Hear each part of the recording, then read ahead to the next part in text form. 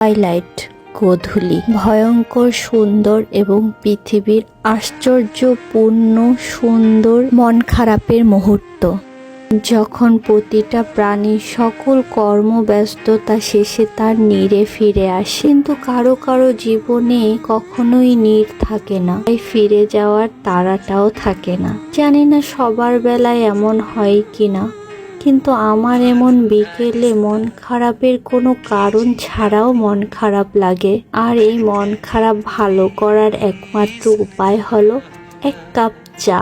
চায়ের ফ্লেভারের সাথে সাথে আপনার জীবনের ফ্লেভার আর রঙের সাথে জীবনের রং মিশে যাবে একাকার হয়ে। নিমিষেই ভুলিয়ে দেবে আপনার জীবনের সকল কষ্ট, জীবনে এনে দেবে প্রাণ। এর হয়তো প্রাণ নেই, কিন্তু এক কাপ চা আপনার জীবনের দুঃখ কষ্ট ভুলিয়ে দিয়ে ঢেলে দেবে প্রাণ। শেষ বিকেলটা শুধু চায়ের সাথে কিন্তু সবাইকে পার্টনার করা যায় না।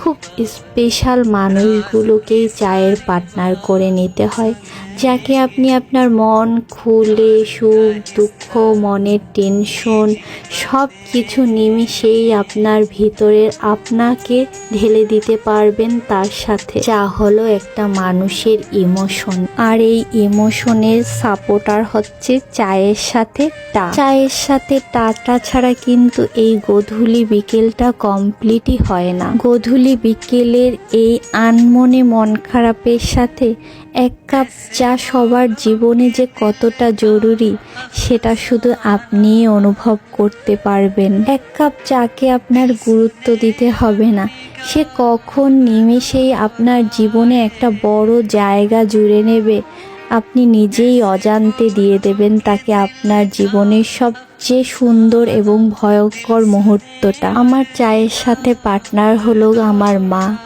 তার সাথে আমার মনে সব কিছু এই চায়ের চুমুকে চুমুকে শেয়ার করি। আপনার চায়ের পার্টনারকে জানাবেন কিন্তু। এই এক কাপ চাকে যারা অবহেলা করেন তারা মনে হয় এই পৃথিবীর সবচেয়ে সুখী মানুষ।